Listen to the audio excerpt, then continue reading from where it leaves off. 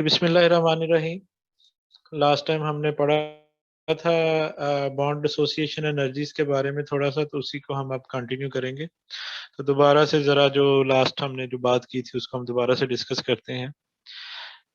Standard enthalpy का तो आपको बता दिया था कि जो स्टैंडर्ड कंडीशंस है, एक तो मोस्ट स्टेबल फॉर्म हो, 25 डिग्री सेंटीग्रेड हो और 1 एटमॉस्फेरिक प्रेशर हो, उसको हम स्टैंडर्ड स्टेट कहते हैं। इसको हम नॉट से जाहिर करते हैं, जो हम यहाँ पर भी आपको नजर आ रहा होगा।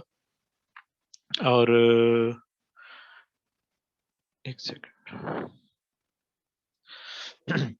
और इसके अलावा जो है हमारे पास अगर हम F लगाते हैं तो ये स्टैंडर्ड हीट ऑफ फॉर्मेशन है, यानी कि स्टैंडर्ड स्टेट पे किसी भी प्रोडक्ट को बनाने के लिए कितनी हीट चाहिए, वो हमें स्टैंडर्ड हीट ऑफ फॉर्मेशन से पता लगती है। तो स्टैंडर्ड हीट ऑफ फॉर्मेशन क्या होता है? Enthalpy change for the formation of 1 mole of a substance in its standard state from its constituents elements.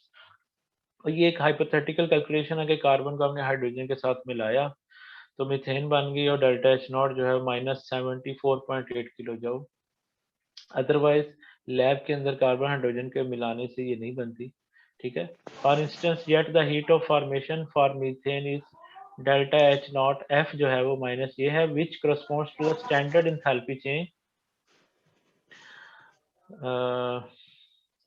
बच्चे जब आप लोग आया करते हैं तो म्यूट कर दिए करें। अच्छा जी। तो सेकंड जो है वो ईच सब्सटेंस इन द, ये क्या होना चाहिए? स्टेबल फॉर्म में, स्टैंडर्ड फॉर्म, ये मैंने आपको बता दिया 25 डिग्री और 1 एटमॉस्फेरिक प्रेशर, ये कंडीशन होनी चाहिए।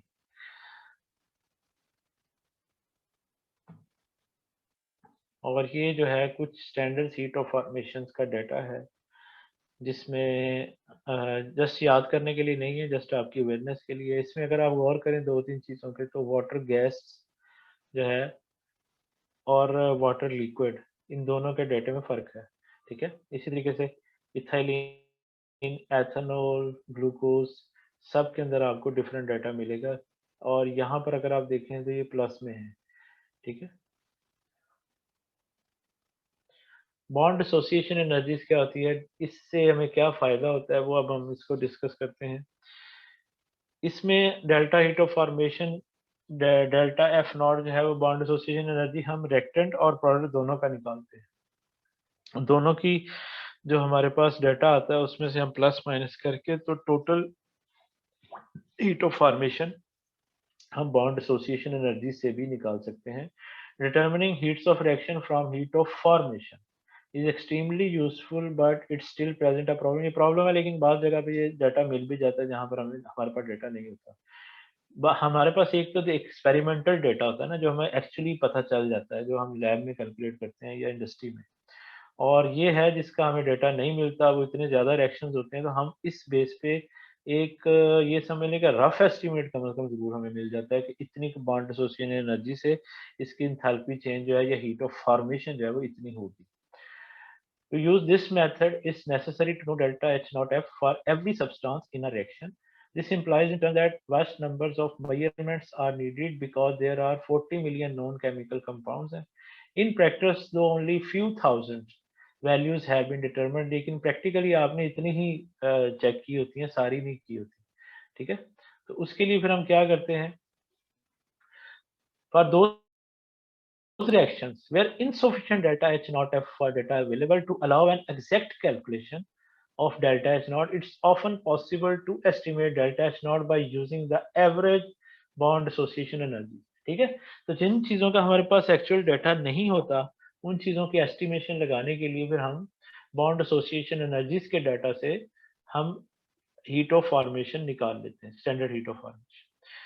अच्छा, अब ये क्या है जी? Bond association energy is the amount of energy that must be supplied to break a chemical bond. एक बॉन्ड को ब्रेक करने के लिए जो एनर्जी चाहिए, ये हमेशा पॉजिटिव होगी, क्योंकि एनर्जी रिलीज नहीं होगी, एनर्जी एब्जॉर्ब होगी। बॉन्ड तोड़ने के लिए एनर्जी देनी पड़ती है, क्योंकि कोई भी केमिकल, जो कोई कंपाउंड है, अगर हमने उसको रिएक्टेंट से प्रोडक्ट में बनाना है, तो एक तो ये कि वो पहले ही अपनी मोस्ट स्टेबल फॉर्म में होता है, तभी वो एक मॉलिक्यूल की फॉर्म में बना होता है। तो उसको तोड़ने के लिए हमें एनर्जी देनी पड़ती है। ठीक है। Although we didn't identify it as such at the time, a bond dissociation energy is really just a standard enthalpy change for the corresponding bond breaking reaction. तो बॉन्ड ब्रेकिंग रिएक्शन के लिए जो हमारे पास डेल्टा एच नॉट निकलता है उसी को ही हम बॉन्ड एसोसिएशन एनर्जी कहते हैं कि ये एक एक्स वाई था, एक्स और वाई के दरमियान बॉन्ड टूट गया, एक्स अलहदा हो गया एटॉमिक फॉर्म में, ये मॉलिक्यूलर फॉर्म थी, एटॉमिक फॉर्म में कन्वर्ट हो गया, तो कितनी हीट हमें इसमें से जो है इसने एब्जॉर्ब की, ठीक है, वो हमारे पास बॉन्ड एसोसिएशन एनर्जी ही होगी। लेकिन ये क्या है, ये एक आज़ाद मॉलिक्यूल हो इसी इन्फ्लुएंस के बगैर और अपनी स्टैंडर्ड कंडीशन में, तो तब ये निकलेगा। अदरवाइज इस मॉलिक्यूल को इसमें कन्वर्ट करने के लिए अगर इसके ऊपर एक्सटर्नल एनवायरमेंटल इम्पैक्ट्स की भी हम कैलकुलेशन को इग्नोर कर दें तो ये डाटा डिफरेंट आएगा। फॉर एग्जांपल इस पे प्रेशर, इसका जो वॉल्यूम है, इसके अलावा जो इसका टेम्परेचर है, अगर हम इन चीज़ों को इग्नोर करना शुरू कर दें तो ये डाटा हर दफ़ा डिफरेंट आएगा, ठीक है? तो इसको इसीलिए हमने नॉट के ऊपर यानी कि स्टैंडर्ड कंडीशंस के ऊपर कैलकुलेट करते हैं अगर हमने एक्चुअल डेटा निकालना है तो। When we say for example that the bond association energy of chlorine is 243 kilojoule पर मोल की एनर्जी हमें मिलती है क्लोरीन गैस से क्लोरीन एटम में कन्वर्ट करने के लिए, ठीक है, ये Cl2 गैस थी मॉलिक्यूलर फॉर्म में, ये 2Cl दो क्लोरीन के एटम में कन्वर्ट किया तो हमें 243 किलोजूल की एनर्जी देना पड़ी इस बॉन्ड को तोड़ने के लिए, लेकिन क्या स्टैंडर्ड कंडीशंस में। Bond association energies are always positive because energy must always be put into bonds to break them. Bond के अंदर एनर्जी देनी पड़ती है उसको तोड़ने के लिए। Apply Hess's law, we can calculate an approximate enthalpy change for any reaction by subtracting the sum of the bond association energies in the products from the sum of the bond association energy in the reactant. Reactant की निकाल लें और product की निकाल लें, दोनों का difference निकाल लें तो ये आपको उसकी हीट ऑफ फॉर्मेशन का पता चल जाएगा कि कितनी हीट एवरेज एब्जॉर्ब हुई या रिलीज, ठीक है, वो दोनों का आइडिया हो जाता है। इसकी एग्जांपल के लिए यहाँ पर हाइड्रोजन और क्लोरीन की मिसाल है कि इन दोनों को हमने मिलाया और HCl बना। अब हम क्या करेंगे, H और H की बॉन्ड एसोसिएशन एनर्जी निकालेंगे, क्लोरीन क्लोरीन की निकालेंगे, फिर H और Cl की निकालेंगे, ठीक है। तो यहाँ से हमें डाटा पता चला कि bond association energy for the reactant क्या है, क्लोरीन और क्लोरीन को तोड़ने के लिए, एक मोल को तोड़ने के लिए हमें चाहिए 243, ये हमने ऊपर बताया लास्ट स्लाइड में, और एक हाइड्रोजन और हाइड्रोजन के मॉलिक्यूल एक मोल को तोड़ने के लिए हमारे पास 436 किलोजूल की एनर्जी हमें देना पड़ी। H और Cl के बॉन्ड को तोड़ने के लिए हमें 432 की एनर्जी देना पड़ी, लेकिन चूंकि ये 2 मोल थे इसलिए इसको 2 से ज़रब दे दी। अब जब हम इन सब का डिफरेंस निकालेंगे तो ये -185 किलो। अब रिएक्टेंट और प्रोडक्ट का जो एनर्जी का डिफरेंस है वो माइनस में, इसका मतलब है कि ओवरऑल ये जो रिएक्शन है ये एक्सोथर्मिक है, इसमें हीट निकली है। लेकिन इंडिविजुअली अगर आप देखें एक-एक मॉलिक्यूल को तोड़ने में तो उसमें तो हीट देना पड़ी। लेकिन चूँकि डिफरेंस हमने जब कैलकुलेट किया तो ये माइनस साइन की वजह से यहाँ पर माइनस है और एक्चुअली भी ऐसा ही होता है। अगर HCl की हीट ऑफ फॉर्मेशन को अगर आप देखें तो ये ओवरऑल जो है ये एक एक्सोथर्मिक रिएक्शन है जिसमें हमें हीट मिलती है। Surely, the most familiar of all exothermic reaction is the one that takes place every time you turn up a thermostat, ठीक है। ड्राइव अ कार और लाइट अ मैच, इसमें देखें हमें एनर्जी मिलती है, आपको पता है हीट अप होता है system. The amount of energy released on burning a substance is called heat of combustion, यानी कि है तो ये हीट ऑफ फॉर्मेशन ही, लेकिन जब किसी चीज की बर्निंग से या उससे हमें एनर्जी मिली तो हम इसको कंबस्शन कह देते हैं कि ये कंबस्ट हुआ या इसको जलाया गया, और डेल्टा एच नॉट सी से उसको जाहिर करते हैं और कंबस्शन एंथैल्पी भी कह देते हैं। लेकिन इसमें और उसमें क्या फ़र्क है, the amount of energy release on burning a substance. एक जो पिछली हीट ऑफ फॉर्मेशन थी वो था रिएक्टेंट से प्रोडक्ट में कन्वर्ट करने के लिए हमें उसको बनाने के लिए कितनी हीट चाहिए।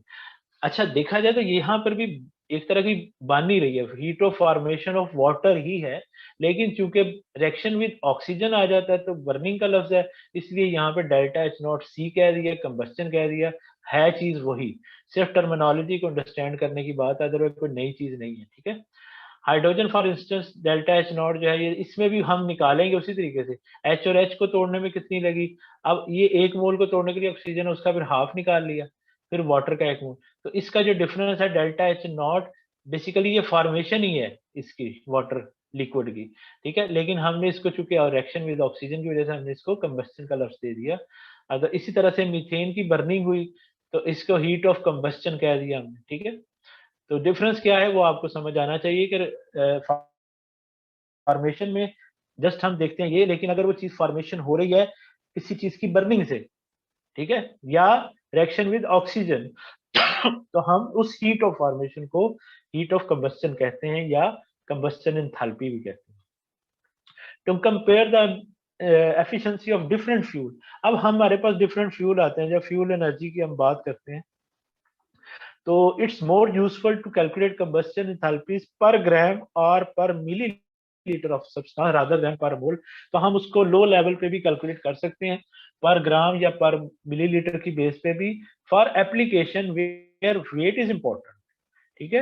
As in rocket engine hydrogen is ideal because its combustion enthalpy per gram is the highest of any known fuel। तो हाइड्रोजन गैस की जो कंबस्टन है अगर हम उसकी बात करें यानी कि delta H naught C for the hydrogen, ये हमें बहुत ज्यादा है। अब आप देखें कि हाफ मोल जस्ट ऑक्सीजन का बर्न हुआ है और हमें कितनी ज्यादा इसमें हीट मिल गई है, यानी कि इसने -285.8 किलो जूल पर मोल, एक मोल हाइड्रोजन से हमें यह एनर्जी मिली है। दूसरी तरफ अगर आप देखें तो मीथेन का अगर एक मोल बर्न हुआ तो उससे -890.3 किलो जूल की एनर्जी। इसके अलावा अगर आप देखें CO2 भी बना, इसके अलावा हमारे पास वाटर भी बना, लेकिन इसमें अगर आप देखें तो 2 मोल ऑक्सीजन के कंज्यूम हुए, इसमें जस्ट हाफ मोल ऑक्सीजन का कंज्यूम हुआ है। तो इन्वायरमेंटल पॉइंट ऑफ व्यू से भी देखें तो बर्निंग जो है वो हाइड्रोजन की बेहतर है। तो ये हाइड्रोजन फ्यूल के ऊपर बहुत सारा काम हो रहा है, वाटर स्प्लिटिंग पे काम हो रहा है, मतलब वाटर जो का मालिक्यूल है उसको तोड़ने के बाद उसमें से एनर्जी निकाली जा रही है, ठीक है। यानी कि इसको स्प्लिटिंग, वाटर स्प्लिटिंग से हाइड्रोजन गैस ली जा रही है, उस हाइड्रोजन को एज अ फ्यूल यूज किया जा रहा है। इसके ऊपर आजकल ये लेटेस्ट समझ लेके रिसर्च का एरिया है और बहुत इसमें इंपॉर्टेंट काम चल रहा है। To compare the efficiency of different fuel, ये होगी बात थी। अच्छा जी, for application where volume is important, यहाँ पर था जहां पर वेट इंपॉर्टेंट है। अब हमारी अगली बात हो रही है कि जहां पर वॉल्यूम इंपॉर्टेंट है, as in automobile a mixture of hydrocarbons compounds of carbon and hydrogen. Hydrocarbons कहते हैं ये जो हमारे पास ऑर्गेनिक कंपाउंड्स होते हैं, इसमें कार्बन और हाइड्रोजन होते हैं, such as those in gasoline is most efficient because hydrocarbon combustion enthalpies per milliliter are relatively high, ठीक है। यहाँ पर अगर आप देखें तो आपको नजर भी आ रहा है कि इसकी relatively high है, लेकिन मैंने आपको बताया environmental point of view से देखें तो यहाँ पर उसने 2 मोल यानी कि इससे 4 गुना ज्यादा ऑक्सीजन कंज्यूम हुई। तो देखा जाए तो हमारे पास उसकी एनर्जी तो बहुत मिली है, लेकिन at the cost of environmental impact. तो एनवायरमेंटल पॉइंट ऑफ व्यू से मैंने आपको बताया कि बेहतर यही है कि हम हाइड्रोजन फ्यूल की तरफ जाएं। और मीथेन की बर्निंग, ये एक तो ये है कि ये नेचुरल गैस है, इसी का जमीन से निकालनी पड़ती है। अगर आप हाइड्रोजन अगर देखें तो ये हम खुद भी इसको बना सकते हैं। तो हाइड्रोजन गैस बनाना, अब जैसे आपने पिछले दिनों सुना होगा पानी से गाड़ी चलाने की बातें, वो बेसिकली है क्या, वाटर जो है वो वाटर स्प्लिट होता है, हाइड्रोजन गैस निकलती है, हाइड्रोजन को एज अ फ्यूल यूज करता है इंजन और आपकी गाड़ी चलती है। जो पानी से चलने वाली गाड़ी वो कोई मतलब ड्रामा नहीं था, उसके पीछे लॉजिक भी यही थी। तो कंपाउंड्स ऑफ सच इसमें आपको बताया कि रिलेटिवली हाई होती है, तो इसमें हम ये यूज करते हैं, रॉकेट इंजन में हम फिर हाइड्रोजन फ्यूल को ज्यादातर यूज कर लेते हैं। अच्छा जी, उसके अलावा अगर आप देखें तो यहाँ पर हाइड्रोजन की, एथेनॉल की, ग्रेफाइट, मीथेन, मेथनॉल, ऑक्टेन और टॉल्यूइन सब का एक एक मोल की आपको यहाँ पर कंबस्टन एंथैल्पी नजर आ जाएगी, पर मोल भी और पर ग्राम भी। अच्छा, हाइड्रोजन के केस में जैसे आपको कहा था यहाँ 1 141.8 जो है वो 1 ग्राम जो है वो किलो जूल की एनर्जी देता है। और अगर आप मीथेन का देखें 1 ग्राम जो है वो -55.5। उसकी भी रीजन है ना, इसका मोल जो है वो ज्यादा हैवी है, इसका एक मोल जो है वो 2 ग्राम का है, ठीक है। इसका जो एक मोल है वो कितने ग्राम, 12 और 4 कितने हो गए, 16 ग्राम का है। तो लेकिन पर ग्राम अगर देखें तो फिर भी हमें हाइड्रोजन फ्यूल में फायदा है, ठीक है, क्योंकि उसका मोल ही छोटा है और इसका जो 1 मोल बड़ा है, लेकिन ग्राम में देखें तो फिर वो ज़ाहिर है कम है। यानी कि माइनस ये अगर आप देखें तो 12 और 4 16 ग्राम, यानी कि इसका 1 मोल जो बर्न होता है वो 16 ग्राम का होता है, तो पर ग्राम जो है वो 16 गुना कम हो गया, ठीक है? इसको अगर आप देखें तो इन चीज़ों का फिर पर ग्रामेज जो है वो डिफरेंट रिज़ल्ट आता है।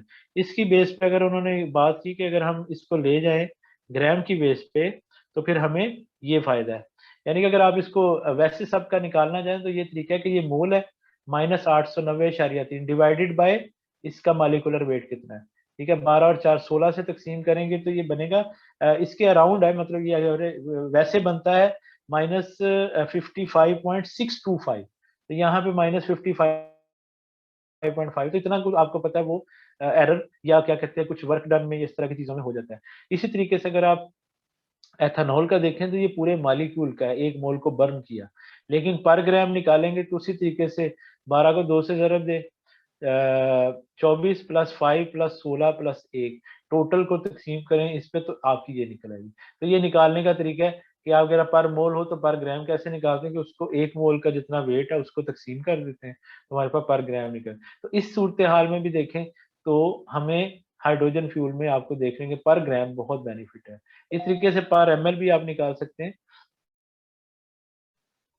अच्छा जी, without the exceptions of hydrogen all common fuels are organic compounds. ठीक है, हाइड्रोजन के अलावा सब के सब ऑर्गेनिक कंपाउंड्स हैं where energy is derived ultimately from the sun through the photosynthesis of carbohydrates in green plants. ठीक है, और मतलब ऑर्गेनिक कंपाउंड की बात कर रहे हैं ना कि वो फोटोसिंथेसिस से ही जो कार्बोहाइड्रेट्स की होती है उसको हम एनर्जी उसकी निकालते हैं। फोटोसिंथेसिस भी आपको पता है एक एनर्जी का प्रोसेस है जो कि प्लांट्स के अंदर होता है। Although the details are complex, the net result of the photosynthesis reaction is the conversion of carbon dioxide and water. Finally, उसमें कार्बन डाइऑक्साइड और वाटर बनता है और उसमें हमें डिफरेंट एनर्जीज मिलती है एटीपी की फॉर्म में, और उसमें जो है वो काफ़ी, अगर आपने बायोटेक्नोलॉजी में इन चीज़ों को डिटेल से पढ़ा होगा, नहीं पढ़ा तो आप पढ़ेंगे। तो फोटोसिंथेसिस एक बेसिक फिनोमिना है एनर्जी में कि कैसे उनको एनर्जी मिलती है। Glucose once form is converted into cellulose and starch, which in turn act as structural material for plants and as food source for animal। इसका क्या मतलब है? ग्लूकोज जब बनता है is converted into cellulose and starch. Cellulose क्या है? ये लकड़ी है, ठीक है। सेलुलोज जो है प्लांट्स के अंदर वो लकड़ी जो होती है वो सेलुलोजिक मटेरियल की होती है। इसके अलावा जो हमारा कॉटन का कपड़ा है ये भी सेलुलोज होता है। और इसके अलावा जो है मतलब हम उससे आपको पता है कपास जिसको आप कहते हैं कॉटन, वो भी सेलुलोजिक मटेरियल है। और स्टार्च जो है, स्टार्च में और सेलुलोज जो है ये दोनों ही बेसिकली कार्बोहाइड्रेट्स की ही फॉर्म है, ठीक है। ग्लूकोज भी वही चीज है, इनके सिर्फ स्टीरियो केमिस्ट्री का फर्क होता है, ठीक है। स्टार्च में एंगल और है, इसमें एंगल और है, वो मैं चूंकि वो एक स्टीरियो केमिस्ट्री में फिर मैं डिटेल से आपको जाऊंगा तो फिर देखेंगे। फिलहाल जो है अब आप ये समझ इनका स्ट्रक्चर में डिफरेंस होता है। अदरवाइज केमिस्ट्री के अंदर देखा जाए तो कार्बन हाइड्रोजन और ऑक्सीजन इसमें भी है, कार्बन हाइड्रोजन ऑक्सीजन स्टार्च में भी है। और इसकी लेकिन जस्ट स्टीरियो केमिस्ट्री की बेस पे, इसके स्ट्रक्चर की बेस पे, इसके जो रोटेशन वगैरह का जो चक्कर होता है मॉलिक्यूल का, उसकी बेस पे हेल ऑफ डिफरेंस प्रॉपर्टीज में आ जाता है। अगर आप देखें सेलुलोज जो है वो कितना मजबूत होता है कि लकड़ी भी बनी और इसके अलावा आपका कपड़ा भी बना। लेकिन स्टार्च जो है वो जस्ट एक माया जिसको आप कहते हैं कलफ लगाते हैं, वो देखिए उसका कपड़ा तो नहीं होता, ठीक है, ना ही वो एक फाइबर बना होता है, बहुत लूज मटेरियल होता है। जस्ट इसकी बेस पे प्रॉपर्टीज कितनी हेल ऑफ डिफरेंस आ जाता है। The conversion is highly endothermic and therefore required a large input of solar energy. Solar energy की बेस पे उससे हमें एनर्जी मिलती है। एंडोथर्मिक होती हैं ये सारे प्रोसेस, यानी कि इसमें हमें हीट देना पड़ती है सिस्टम को जिसको रिएक्शन करवा रहे हैं, और वो कहाँ से आती है? सोलर एनर्जी से। It has been estimated that the total annual amount of solar energy absorbed by the Earth's vegetation is approximately 10 raised power 19 kilojoule. यानी कि अगर देखें कि हमारी कायनात में अल्लाह ताला का कितना अच्छा सिस्टम है, ये मुफ्त में हमें इतनी एनर्जी मिल रही है जिसको हम अपने सिस्टम में दुनिया का निज़ाम चलाने के लिए वेजिटेशन में इतनी एनर्जी, अगर आप खुद सोचें कि सूरज हमें ये एनर्जी ना दे और ये हमें खुद देनी पड़े तो कितना इंटायरली एक्सपेंसिव प्रोसेस हो। An amount sufficient to synthesize 5 into 10 power 14 kilogram of glucose per year. इस ये एक एस्टिमेटेड को है कि आपको पता चले कि इस पे कितनी एनर्जी लगती है। हमारे पास 10 पर 19 किलो जूल की एनर्जी। अच्छा, ये अगर आप देखें तो ये अल्लाह ताला का हमारे ऊपर बहुत बड़ा एहसान है। अदरवाइज़ बीइंग ए मुस्लिम हमारा फेथ है कि अल्लाह ताला सारे सिस्टम चला रहा है और इसके बेस पे अगर आप देखें तो ये वो कहते हैं ना अल्लाह की कौन-कौन सी नेमतों को जुटलाओगे, साइंस का बंदा अल्लाह के या तो बहुत करीब हो जाता है या अल्लाह से बहुत दूर हो जाता है। तो अगर आप इस चीज़ को देखें तो आपके दिल में सुभान अल्लाह आता है कि ये वो वाली चीज़ है जो हमें मुफ्त में मिल रही है। The fossil fuel we use most, coal, petroleum, and natural gas, are derived from the decayed remain of organisms from previous geological eras. ये क्या मतलब फॉसल फ्यूल क्या होते हैं? फॉसल फ्यूल वो होते हैं जो कुदरती तौर पे पाए जाते हैं। इसमें भी 3 कैटेगरी है। एक है कोल, एक है पेट्रोलियम, एक है नेचुरल गैस। जो नेचुरल गैस के रिसोर्सेज होते हैं वो एक जगह से दूसरी जगह ट्रैवल हो सकते हैं, ठीक है? कोल के नहीं पेट्रोलियम के भी हो सकते हैं, ये भी लिक्विड फॉर्म में होता है और ये एक जगह से दूसरी जगह ट्रांसफर हो सकता है ज़मीन के अंदर, लेकिन जो कोल है ये फिक्स होता है। ये एक जगह जहाँ पर बना है वहाँ पे बन जाता है। इनके अंदर भी नेचुरल डिफरेंस है। मोस्टली जहाँ से पेट्रोल निकलेगा आपको नेचुरल गैस भी वहाँ पर मिलेगी। कोल मोस्टली प्लांट बेस्ड मटेरियल होता है, ये याद रखिएगा, ठीक है? और पेट्रोलियम जो है इसमें एनिमल्स भी मोस्टली होते हैं, जैसे आपके डायनासोर्स या इस तरह की जो चीज़ें पुराने वक़्तों में। तो ये एक डिफरेंस है। लेकिन कुदरती तौर पे आप देखें तो हमारे पास जो मटेरियल था अल्लाह ताला ने उससे कोल भी बनाया, अल्लाह ताला ने उससे पेट्रोलियम भी बनाया, अल्लाह ताला ने उससे नेचुरल गैस भी दी और ये वाला जिसको हम सोना कहते हैं, ठीक है? तो इसको हमें इंसान इस्तेमाल करते हैं एनर्जी के लिए, तीनों चीज़ों को। और उसके बाद फिर हम इससे दुनिया जहान की चीज़ें बनाते हैं और जो हमारे काम आती हैं, ठीक है? कोल की अगेन 5 फॉर्म्स होती हैं, ठीक है? ये भी याद रखिएगा। इसका जो सबसे लो क्वालिटी का होता है उसको हम कहते हैं ये यानी कि पीट से लिग्नाइट उसका बिटुमिनस कोल, सब बिटुमिनस कोल और जो फाइनली सबसे अच्छे क्वालिटी का होता है उसको हम कहते हैं एंथ्रासीन, ठीक है? उसमें भी एंथ्रासीन के अंदर भी अगर आप देखें और इसके अलावा इसके लिए अगर आप देखें ना काफ़ी जगह पे आपको एक लफ्ज़ और यूज़ होगा जिसको हम कहते हैं कोक, COK जैसे कोका कोला की बोतल है उसके लिए कोक। कोक होता है ऐसा कोल जिसमें कार्बन कंटेंट बहुत ज़्यादा हो। एक बात याद रखिएगा ये जो एनर्जी है ये कार्बन बेस्ड है। यानी कि कोल में एनर्जी जो हमें मिलती है बर्निंग से, इस कोल को बर्न करते कोयले को बर्न करके आप तो बारबेक्यू बनाते हैं ना, इसके अलावा भी इसके बड़े यूज़ेज हैं। तो इससे हमें एनर्जी मिलती है। इसकी जो बेसिक एनर्जी मिलने का जो सोर्स है वो कार्बन है। कार्बन के अलावा इसके अंदर सल्फर भी होगी, सल्फर भी बर्निंग में हेल्प करती है लेकिन वो पॉल्यूशन कॉज़िंग है। उसके ऊपर भी रिसर्च हो रही है कि हम इसको खत्म किया जाए सल्फर को, सल्फर कंटेंट जो है वो अच्छा नहीं समझा जाए। इसके अलावा इसके अंदर नाइट्रोजन भी होती है, इसके अलावा आपको ऑक्सीजन भी मिलेगी। काफ़ी चीज़ें होती हैं इसमें। लेकिन हमारा जो मेन टारगेट होता है वो जिसकी बेस पे हम डिसाइड करते हैं कि ये अच्छा कोयला है या बुरा कोयला है, वो हम करते हैं इसके कार्बन कंटेंट की बेस पे। तो कार्बन कंटेंट जितना-जितना हाई होता जाता है, जैसे ये मैंने आपको बताया सबसे अच्छा एंथ्रासीन होता है, वो 90% 90 प्लस परसेंट में जाता है। स्टार्ट होता है ये 35% से सबसे लो जो क्वालिटी का कोयला है और इस तरह से सो ऑन चलता रहता है। नेचुरल गैस हम इसको जिसको मीथेन गैस कहते हैं और यहाँ उसकी जो स्मेल आती है वो बेसिकली स्मेल इसकी हमने खुद ऐड की होती है, अदरवाइज़ कुदरती तौर पे नहीं होती। पेट्रोलियम जो है, ये ऑर्गेनिक कंपाउंड्स का बेसिक चीज़ है, इसके अंदर दुनिया जहान की चीज़ें हैं, क्रूड पेट्रोलियम जहाँ से निकलता है, उसके अंदर से ऑर्गेनिक इतनी ज़्यादा चीज़ें निकलती हैं कि हम उन चीज़ों को इस्तेमाल करना शुरू करें, तो हमारी मतलब अब केमिस्ट्री की बेसिक जो है, वो हमारा तो यही है, जो केमिस्ट्री का जो मेन सिंथेसिस का काम है, वो समझ लें कि पेट्रोलियम उसमें हमारी काफ़ी हेल्प करती है। इसकी क्रैकिंग, डिस्टिलेशन और इस तरह के बहुत सारे प्रोसेस से हम इसमें लिक्विड पोर्शन, इसमें से गैसियस पोर्शन और सॉलिड पोर्शन हम डिफरेंट उसमें से अलग करते हैं और हमें इसमें से बहुत बेनिफिट है। एनर्जी के अलावा भी इसके फॉसिल फ्यूल के बहुत से यूसेज हैं, मैं वो बता रहा हूँ। Are derived from the decade अच्छा ये होगी बात। Both coal and petroleum are enormously complex mixture of compounds होते हैं। Coal is primarily of vegetable origin होता है, ठीक है, ये लिखा हुआ है and many of the compounds it contains are structurally similar to graphite, pure carbon form में होती है। जो कोयल का और ये इसका जो ओरिजिन है वो मैंने आपको बता दिया कि वेजिटेबल ओरिजिन होता है, लेकिन पेट्रोलियम का एनिमल और वेजिटेबल का मिक्सचर भी होता है जिसमें। अच्छा जी, petroleum is a viscous liquid mixture of hydrocarbon that are primary या marine origin and natural gas is primary methane. Coal is burned just as it comes from the mine, ये as such हम उसको burn करते हैं, but petroleum must be refined before use, इसमें से बहुत सी चीजें हम निकालते हैं, रिफाइंड करके ही हम उसको एज अ फ्यूल यूज कर सकते हैं। ये नहीं है कि पेट्रोलियम वो निकला है जमीन से एक माया सा और उसको हम एज सच बर्निंग में इस्तेमाल कर लें। Refining begins with distillation, the separation of crude liquid oil into fraction on the basis of their boiling point। Fraction distillation में क्या होता है, डिस्टिल करना, उसको गर्म करते हैं और जैसे जैसे जिस जिस चीज का बॉइलिंग पॉइंट आता जाता है वो उसमें से सेपरेट आउट होती जाती है और उसको हम अलग अलग उसको हम सेव किए जाते हैं।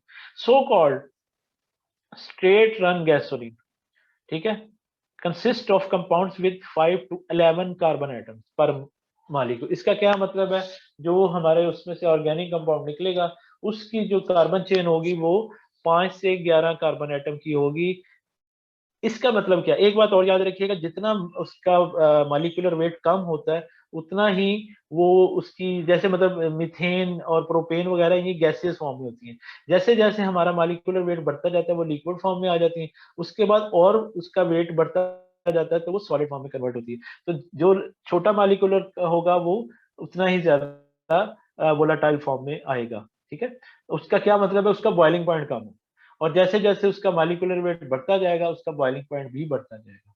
और देखे 12 से 14 तक उसके चेंज हो गया, फिर 14 से 21 तक, इस तरह सो ऑन उसका बढ़ता जाता है। Left over is a tarry residue of asphalt, ये भी उसका रेजिड्यू है, ये भी यूज है, इसके भी बहुत से यूसेज है और इसके भी न्यूमरस एप्लीकेशन है। As the words petrol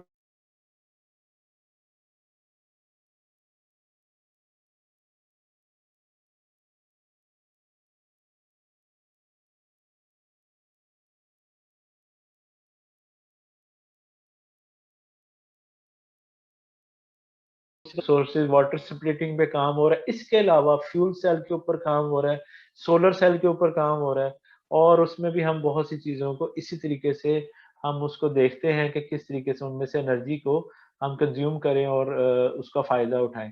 even और उसमें बॉन्ड एसोसिएशन एनर्जीज का बहुत रोल है, हम मुख्तलिफ बॉन्ड को तोड़ते हैं, उसको फिर बाद नया कंपाउंड बनाते हैं, उससे फिर हमें एनर्जी मिलती है। बॉन्ड एसोसिएशन में तो आपको एनर्जी देनी पड़ती है, लेकिन जैसे आपने पीछे एग्जांपल देखी HCl की, H और Cl की, तो फिर ओवरऑल फिर माइनस में चला जाता है। तो इस तरह के हम रिएक्शन देखते हैं जिसमें हमें माइनस में मिले या एनर्जी, या समझ लें कि एक्सोथर्मिक रिएक्शन हो जिसमें हमें एनर्जी मिल जाए, इस तरह की चीजों को कन्वर्ट करते हैं। या ये आप समझ लें कि एक हाई एनर्जी प्रोडक्ट को लो एनर्जी प्रोडक्ट में कन्वर्ट करते हैं, और जब लो एनर्जी प्रोडक्ट में कन्वर्ट होते हुए हीट रिलीज करती है, उस हीट को फिर हम आगे फर्दर यूज कर लेते हैं सोलर सेल की। और इस तरह से बहुत सी जो है ना बॉन्ड एसोसिएशन की बेस पे इतनी ज्यादा रिसर्च हो रही है कि आप सोच नहीं सकते। Hydrogen although it burns cleanly and is relatively non polluting, जैसे मैंने आपको बात की कि अगर हम एनवायरमेंटल पॉइंट ऑफ व्यू से देखें तो ये आप मतलब जो चीज ऑक्सीजन कम खाएगी वो अच्छी बात है ना, हमें ऑक्सीजन चाहिए एनवायरमेंट में। तो अगर आपने देखा कि इसमें हाइड्रोजन का, आपने देखा कि वो पर ग्राम भी ज्यादा है और इसके अलावा इसका एक मोल जो है वो जस्ट हाफ ऑक्सीजन का मालिक्यूल उससे रिएक्शन करता है। तो ये देखा जाए तो ये एक बहुत अच्छी और अच्छा गुड साइन है एनवायरमेंटल पॉइंट ऑफ व्यू से। और एनवायरमेंटल या इसको हम ग्रीन केमिस्ट्री भी अगर आप कहें, फ्यूल केमिस्ट्री भी कहें, ये सारे उससे रिलेटेड रिसर्च एरियाज हैं। हैज नॉन प्रोटेक्ट है, न्यूमरस ड्रॉबैक्स भी हैं। क्या है, लो अवेलेबिलिटी, जैसे कि नेचर में नहीं पाई जाती, जैसे मीथेन गैस तो पाई जाती है। Difficulty in transport and storage, ये भी इसका एक मसला है, इसका अगर हम इन प्रॉब्लम्स को सॉल्व कर ले तो बहुत फायदा है। एंड लो कंबस्शन एंथैल्पी पर मिलीलीटर, ठीक है, टू नेम अ फ्यू, ये उसके कुछ जो है वो बेनिफिट्स लॉस हैं जो पॉसिबल नहीं। अगर आपको पेपर में पूछा जाता है हाइड्रोजन के फायदे क्या हैं और नुकसानात क्या हैं, तो आप उसमें ये बातें बता सकते हैं। इसके अलावा भी आपको नेट से अगर कुछ मिलता है तो आप ऐड कर सकते हैं। Ethanol and methanol looks like potential choices for alternative fuels. Ethanol और मेथेनॉल का आपने पीछे देखा था, इनका भी डाटा भी अच्छा था, इनका पर मोल बर्निंग भी काफी ज्यादा एनर्जी हमें मिली थी, because both can be produced relatively cheaply and have reasonable combustion enthalpies। अच्छा, इसमें जो है क्यों सस्ता है, एक तो ये केमिकल है, इसके अलावा एक और जो बात आप बायोटेक्नोलॉजी के जो स्टूडेंट है वो समझेंगे कि हम फर्मेंटेशन से भी ये प्रोड्यूस कर सकते हैं। फर्मेंटेशन टेक्नोलॉजी जो है वो बहुत ही ज्यादा लो कॉस्ट है, उसमें हम जो रॉ मटेरियल होता है वो भी हमारा वेस्ट होती है, मतलब फूड वेस्ट को भी हम यूज करें, हम उससे सबमर्ज फर्मेंटेशन या कोई भी दूसरी जो फर्मेंटेशन का प्रोसेस हम करें तो उसमें जो बैक्टीरिया बैक्टीरिया से हम ग्रोथ करवाते हैं और उसके बाद हमें जो एंड पे प्रोडक्ट मिलती है, जो उसको खा खा के बैक्टीरिया कन्वर्ट करते हैं डिफरेंट एंजाइमेटिक प्रोसेस से, तो वो हमें एथेनॉल मिलती है। और ये आप इसकी जो इंडस्ट्रियल पॉइंट ऑफ व्यू से देखें, तो जब हम उसकी बात करते हैं इंडस्ट्री में, जो हमारे पास शुगर इंडस्ट्री है, तो शुगर इंडस्ट्री में हमारे पास एज अ बाई प्रोडक्ट जो है वो वहाँ पर डिस्टिलरी भी लगी होती है, यानी कि जो शराब बनाने की जिसको हम लफ्ज बोलते हैं। तो वो क्यों होती है, उसकी वजह यह है कि जो इसका फाइनली उसमें से बोगास या शुगर का जो वेस्टेज निकलती है, उसमें से हम उसको as a raw material ethanol की प्रोडक्शन में यूज कर सकते हैं। अच्छा, जो मेथानॉल है, ये मिथाइलेटेड स्पिरिट है, ये समटाइम इसमें फिर अगर हम बाज दफा ये जहर है, मतलब ये ह्यूमन कंजम्पशन के पॉइंट ऑफ व्यू से भी नहीं अच्छा, बहुत डेंजरस है।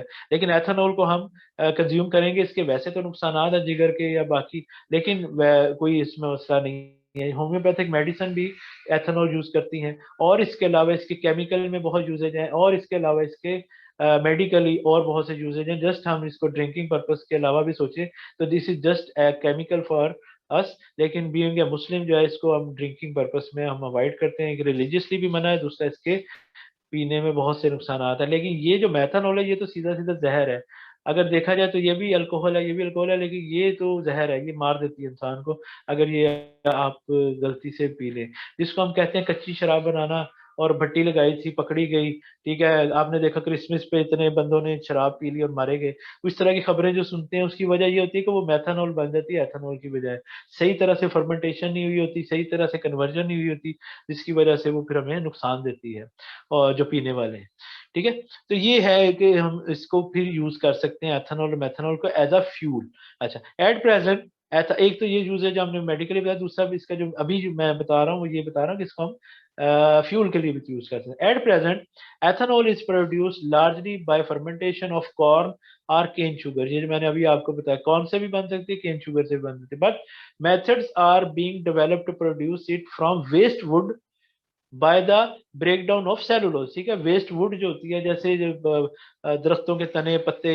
इसके अलावा अगर देखें शुगर केन को, हमने अगर आपके नॉलेज के लिए बताऊं कि शुगर इंडस्ट्री में ना 3 इंडस्ट्रियां बेसिकली थी। एक तो चीनी बन गई हमारी, दूसरी मैंने आपको बताया डिस्टिलरी है, एक तीसरी किस्म की इंडस्ट्री थी जिसको हम चिप बोर्ड की कहते हैं, जिसको हम कहते हैं चिप बोर्ड। चिप बोर्ड का जो मटेरियल होता है वो भी यही होता है, जो शुगर केन में से जब उसमें से गन्ने का रस निकाल लेते हैं, जो पीछे जो उसका शुगर केन का जो वेस्ट मटेरियल है, उससे फिर वो बहुत अच्छा चिप बोर्ड भी बनता है। उसके अंदर मुख्तलिफ ग्लू वगैरह डाल के, तो उसको प्रेस करके तो बड़ा अच्छा, जो चिप बोर्ड जो आप घरों में लकड़ी के अल्टरनेट के तौर पे यूज करते हैं, उसमें भी यही मटेरियल होता है।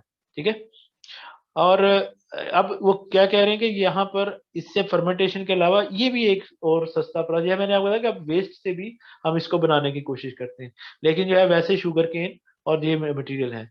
अच्छा जी, methanol is produced directly from natural gas in two step process. Methanol जो है वो डायरेक्ट जो है वो हमारी बन सकती है मीथेन से।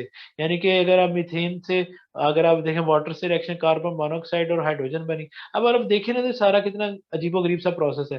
पहले आपने मीथेन को बर्न किया, ठीक है, मोनोऑक्साइड, ये भी एक डेंजरस गैस है, इन्वायरमेंटल फ्रेंडली बिल्कुल भी नहीं है। अब ये अगर इन्वायरमेंट फ्रेंडली है, इसको फिर फर्दर हमने यूज किया, CO2H2 और मेथनॉल बनी। अच्छा, एक और मजे की बात बताऊं, जो जो कार्बन मोनोऑक्साइड और हाइड्रोजन का जो कॉम्बिनेशन है, इसको हम सिन गैस भी कहते हैं। सिन गैस मतलब सिंथेटिक गैस। इसको भी हम अल्टरनेट के तौर पे कार्बन मोनोऑक्साइड और हाइड्रोजन का जो मिक्सचर है, इसको हम यूज करते हैं डायरेक्टली भी। एक तो ये मेथनॉल में कन्वर्ट हुआ, इसके अलावा ये डायरेक्टली भी यूज हो जाता है जहां पर हम इसको यूज करना चाहें। और ये सीन गैस का जो कंसेप्ट आपने लफ्ज सीन में, सिंथेटिक गैस का जो कंसेप्ट है, और ये कोल से भी बना लेते हैं हम मोस्टली। जब कार्बन जो होती है कोयले के अंदर, उसमें से भी हम ये कार्बन मोनोऑक्साइड और ये बनाते हैं, और इसको हम डायरेक्टली एज एनर्जी सोर्स हम यूज करते हैं। तो मोस्टली जो सेल उसका जो कोयले की जो कन्वर्जन है, कोयले से जो बिजली बनाना या एनर्जी लेना, उसमें ये वाला जो कॉम्बिनेशन है कार्बन मोनोऑक्साइड हाइड्रोजन का, यही ज्यादातर यूज होता है।